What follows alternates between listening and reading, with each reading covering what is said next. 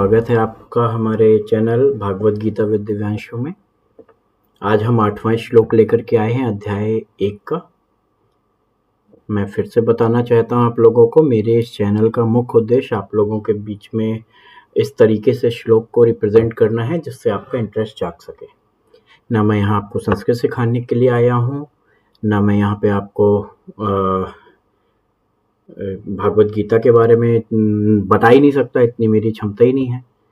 मेरा प्रयास केवल इतना है, जैसा भागवत गीता में लिखा हुआ है वैसा आपके सामने बस एक इस तरीके से प्रेजेंट कर दूं कि आपको इंटरेस्ट जागे, पढ़ने का मन करे। तो चलिए हम लोग स्टार्ट करते हैं 8वां श्लोक। यहां से पढ़ेंगे संधि विच्छेद से। भवान भीष्मः च कर्णः च कृपः च समितिजयः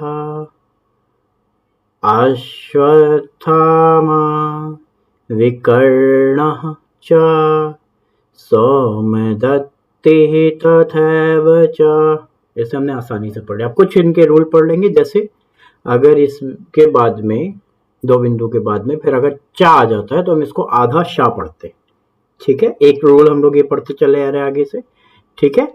और अगर इस प्रकार की सिचुएशन मिलती है, जैसे यहाँ पे समिति है, समिति के बाद में जय है, तो ये ऑटोमेटिक मतलब ये रूल है कि यहाँ पे समिति आधा ना का उच्चारण करेंगे हम लोग, ठीक है। आधा ना का उच्चारण अवश्य होगा।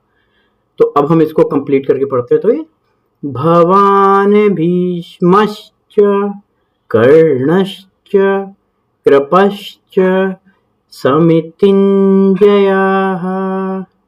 अश्वत्थामा विकर्णश्च सौम्यदत्ति तथैव च। यहाँ पे आधा शा नहीं है, क्यों? क्योंकि चा नहीं था वहां पे, ठीक है। अब इसको हम पूरा इस तरीके से पढ़ने। तो भवान भीष्मश्च कर्णश्च कृपश्च समितिञ्जयः अश्वत्थामा विकर्णश्च सौम्यदत्तिस्तथैव च। ये हो गया हमारा श्लोक। हमें इसके हर एक शब्द का अर्थ पता होना चाहिए।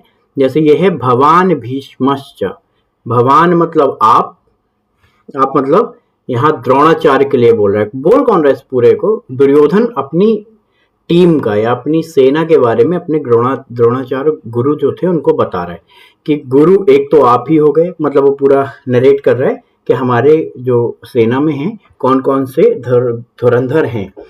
तो वो बताता है दुर्योधन, भवान मतलब आप, भीष्मश्च भवान मतलब आप हो गया यानी द्रोणाचार्य, प्लस भीम, 2 लोग तो महारथी हो गए, एक कर्णश्च यानी कर्ण, चा मतलब और हो गया, ठीक है। और कृपश्च कृपा मतलब हो गया कृपाचार्य की बारे में बात करें, जो कि कौरवों के गुरु थे। तो अभी तक कितने हो गए? एक हमारे गुरु द्रोणाचार्य, भीष्म पितामह, कर्ण, कृपाचार्य, 4 लोग हो गए।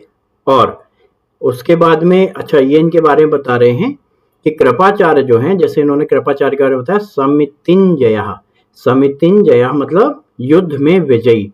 ये कृपाचार्य हमेशा युद्धों में केवल विजयी हुआ करते थे। तो सब बता रहे। अश्वत्थामा 5वें हो गए, जो कि द्रोणाचार्य के पुत्र हैं, जो कि आपने अभी मूवी भी देखी होगी।